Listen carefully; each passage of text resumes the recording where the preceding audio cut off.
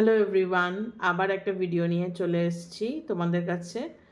আগের ভিডিওটায় কমিউনিকেশন নিয়ে কথা হয়েছে, আর আগের ভিডিওটা ইউটিউব থেকেও একটুখানি ওরা কেটে দিয়েছে। যাই হোক, ঠিক আছে, কোনো ব্যাপার না। এই ভিডিওটা একটু শর্ট বানাবো, ঠিক আছে? খুব একটা বেশি লং বানাবো না। আচ্ছা, তো আগের ভিডিওতে আমরা কমিউনিকেশন নিয়ে বলেছিলাম। এই ভিডিওটাতে আমরা এসে বলবো যে কি কি স্কিল থাকা দরকার কমিউনিকেশন, ভালো কথা বলার। শুধু ভালো কথা বললেই কি হয় কমিউনিকেশন? ভালো কথা বলাটাই কিন্তু সব না, বা ভালোভাবে কথা বলাটাই কিন্তু সব না। কমিউনিকেশনের মধ্যে কিন্তু অনেক কিছু লুকিয়ে আছে। তার মধ্যে কমিউনিকেশনের অনেকগুলো ভাগ আছে। সেই ভাগ হচ্ছে প্রায় 8টা ভাগ আছে।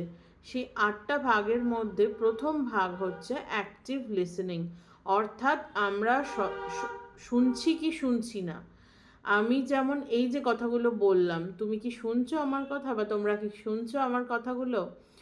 যদি শুনে থাকো তাহলে এটা বলি যে প্রথমটাই হচ্ছে অ্যাক্টিভ লিসনিং, অর্থাৎ paying close attention, both verbally and non verbally. আমি ভার্বালিও ক্লোজ অ্যাটেনশন দিয়ে শুনবো আমার সব কথাগুলো, আবার নন ভার্বালিও শুনবো।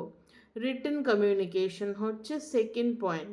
রিটেন কমিউনিকেশন মধ্যে রিটেন কমিউনিকেশনের মধ্যে থাকে হচ্ছে, যেমন আমি কোনো মেসেজ কারুকে কমিউনিকেট করছি, যেমন আমি তোমাদের যদি আজকে মেসেজ লিখি বা টেক্সট করি বা ইমেল করি, এগুলো হচ্ছে লেখা বা লিখে আমি প্রকাশ করছি যে আমি কিভাবে তোমাদের সাথে কথা বলতে চাই বা কমিউনিকেট করতে চাই। তার মধ্যে আর একটা জিনিসও আছে যেটা আগে বলছিলাম, যে ভার্বাল বা নন ভার্বাল। যেমন মৌখিকভাবে যখন আমি কিছু বলতে চাই, যেমন আমি ভ্লগে বলছি, আমার এই কথা বলাটাই হচ্ছে মৌখিক বা ভার্বাল কমিউনিকেশন। আর যদি নন ভার্বালি বলি তাহলে হয়তো আমি কোনো পোস্ট দেব, যেটাতে কিনা আমি লিখে কিছু পোস্ট দেব। তারপর হচ্ছে এমপ্যাথি। এমপ্যাথি মানে হচ্ছে, উচ্চারণটা কিন্তু এমপ্যাথি নয়, এমপ্যাথি। এমপ্যাথি এমপ্যাথি হচ্ছে সহানুভূতি, অর্থাৎ তোমার প্রবলেমটা আমি কতটা বুঝতে পারছি, বুঝে আমি তোমার প্রবলেম সলভ করছি, করে আমি তোমার সাথে কমিউনিকেট করছি, সেইটা হচ্ছে এমপ্যাথি বা সহানুভূতি।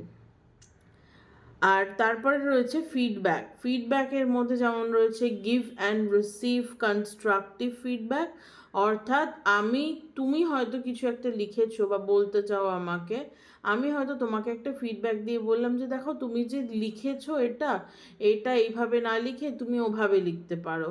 বা আমি রিসিভ করলাম তোমার থেকে ফিডব্যাক, যেমন তোমরা আমাকে কমেন্টসে লিখে বলতে পারো তো দেখো, তুমি এভাবে ভিডিও করো না, তুমি অন্যভাবে ভিডিও করো, তোমার ভিডিওটা এরম করে করলে বেশি ভালো হয়। আচ্ছা, আর হচ্ছে কনফিডেন্স, যেমন হচ্ছে খুব কনফিডেন্স থাকতে হবে। তুমি যখন ভিডিও করছো তখন ভিডিওতে কনফিডেন্স থাকতে হবে।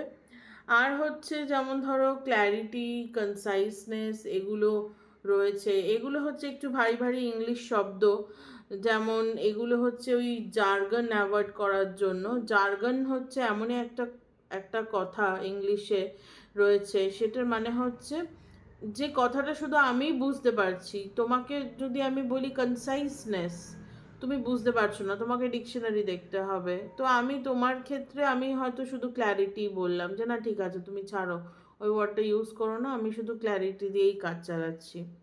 আর হচ্ছে রেসপেক্ট, ফ্রেন্ডলিনেস, এইগুলো হচ্ছে 7 আর 8 নম্বর পয়েন্ট। আমার খাতায় আবার লেখা আছে, আমি নোটসও বানাচ্ছি, ভিডিওতে বলছিও কাম নোটসও বানাচ্ছি, তাতে অনেক সুবিধা হয় কেন কি কথা বলতে। যদি তোমরা পরে কিছু জানতে চাও বা বা কিছু করতে চাও, যদি আমার নোটসের খাতা থেকে যদি ইমেল চাও, তাহলে আমি ছবি তুলে ইমেলও করতে পারি, আমি যে নোটসগুলো করছি তার জন্য।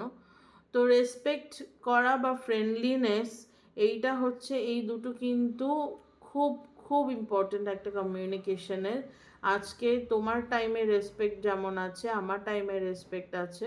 আর আমরা যে বন্ধুত্ব হলাম এই ভিডিওটার থ্রু দিয়ে, তুমি যে দর্শক হলে, আমি যে বললাম, আমি যে বক্তা হলাম, এটাই হচ্ছে আমাদের মধ্যে কিন্তু বন্ডিং বা কমিউনিকেশন।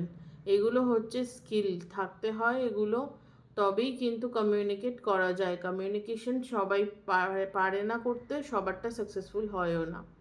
যাই হোক, এই হলো ভিডিও, আর বেশি সময় নষ্ট করব না, ইউটিউব আবার আমার শর্টসের টাইম থেকে কেটে নেবে হয়তো।